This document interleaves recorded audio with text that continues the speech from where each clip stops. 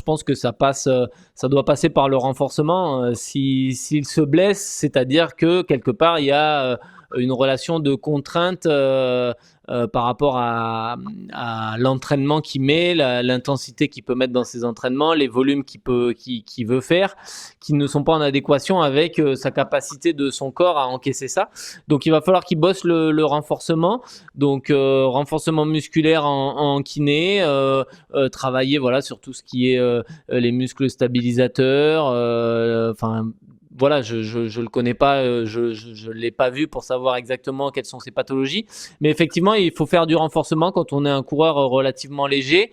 À l'inverse d'un coureur lourd qui lui va plus avoir des problèmes articulaires liés à son poids. Lui, il a un gabarit léger, mais malgré tout, je pense que il y a aussi la question de savoir être bien équipé avec une bonne paire de chaussures, que ça soit une chaussure adaptée par rapport à sa morphologie, peut-être une chaussure plutôt polyvalente plutôt qu'une chaussure lourde pour lui redonner un peu de tonus, mais avec un bon amorti quand même.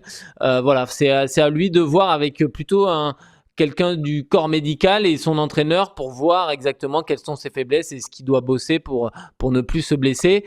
Après, il y a aussi des fois des notions à prendre en compte, comme quand on est plutôt quelqu'un de relativement maigre, voir s'il n'y a pas des anémies, des choses comme ça. Est-ce qu'on n'est pas en manque de ferritine, en manque de fer, en manque de Ce qui augmente le magnésium, risque de blessure.